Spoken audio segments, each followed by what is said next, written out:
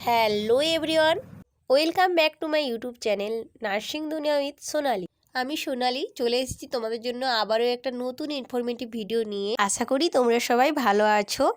তোমরা যারা আগের বছর এইচএস দিয়েছো বা এই বছর এইচএস দেবে এবং ভবিষ্যতে নার্সিং নিয়ে পড়ার পরিকল্পনা রয়েছে এবং ডিফারেন্সিয়েট করতে পারছো না জিএনএম নিয়ে পড়বে না ভবিষ্যতে বিএসসি নিয়ে পড়বে, কোন কোর্সটা পড়লে তোমাদের জন্য ভালো হবে বা বেস্ট হবে, কোনটার ক্ষেত্রে তোমরা স্যালারি বেশি পাবে এবং কোনটার ক্ষেত্রে জব অপরচুনিটি বেশি, এই সমস্ত ইনফরমেশান নিয়ে আমাদের সঙ্গে আজকে পুরো ডিটেলসে আলোচনা করব। তাই ভিডিওটি স্কিপ না করে প্রথম থেকে শেষ পর্যন্ত দেখতে থাকো। আশা করি ভিডিওটি তোমাদের জন্য অনেক হেল্পফুল এবং ইনফরমেটিভ হবে।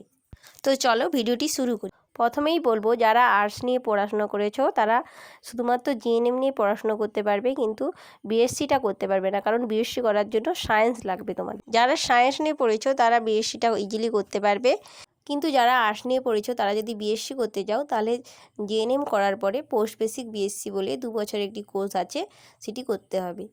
এবারে বলবো জিএনএম সম্পর্কে। এটি একটি 3 থেকে 3.5 বছরের ডিপ্লোমা কোর্স।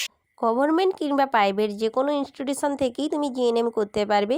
শুধুমাত্র প্রাইভেটে পড়ার সময় দেখে নেবে তোমার স্কুলটা ওই স্টেটের স্টেট নার্সিং কাউন্সিল দ্বারা স্বীকৃত কিনা। এরপরে বলবো জিএনএম কোর্সটি করার জন্য কত খরচা হয়। তুমি যদি গভর্নমেন্ট থেকে জিএনএম পড়ো তাহলে সেরকম খরচ হয় না, কিন্তু প্রাইভেট থেকে পড়লে 4 থেকে 5 লাখ কিংবা তারও বেশি খরচা হতে পারে। এবারে বলবো জিএনএমের ক্ষেত্রে জব অপরচুনিটি কী কী রয়েছে। জিএনএমের ক্ষেত্রে স্টাফ নার্স গ্রেড 2 এবং সিএইচও এবং যে সমস্ত কন্ট্রাকচুয়াল জব রয়েছে সেসব তোমরা অ্যাপ্লাই করতে পারবে। এছাড়াও সেন্ট্রালের কিছু জব রয়েছে, সেগুলো তোমরা অ্যাপ্লাই করতে পারবে, কিন্তু সেক্ষেত্রে তোমাদের এক্সপিরিয়েন্স লাগবে 2 বছরের মতো। এবারে বলবো স্যালারি সম্পর্কে।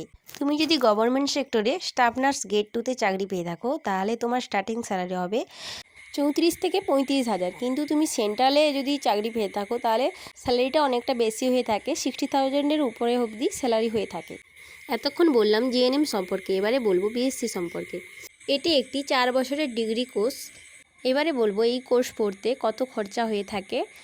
গভর্নমেন্ট থেকে পড়লে সেরকম কোনো খরচা হয় না, শুধুমাত্র ফুডিং ছাড়া। আর যদি তুমি প্রাইভেট থেকে পড়ো তাহলে 60 থেকে 8 লাখ পর্যন্ত খরচা হতে পারে। এবারে বলবো এই কোর্সের জব অপরচুনিটি সম্পর্কে।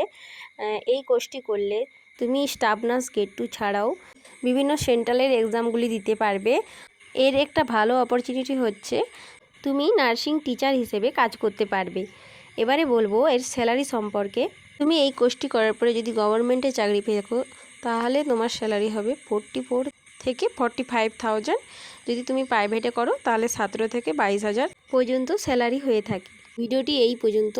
ভিডিওটি ইনফরমেটিভ এবং হেল্পফুল মনে হলে তোমরা ভিডিওটিতে লাইক করো এবং তোমাদের যদি আরও কোনো কোয়ারিজ থেকে থাকে তোমরা কমেন্টে অবশ্যই জানিও আমাকে, এবং বন্ধুদের মাঝে ভিডিওটিকে শেয়ার করে দিও। এবং তোমরা যারা প্রথম আমার ভিডিও দেখছো নার্সিং সংক্রান্ত ইনফরমেটিভ এবং নতুন নতুন ভিডিও পাওয়ার জন্য চ্যানেলটিকে সাবস্ক্রাইব করে দিও। Thank you for watching my video.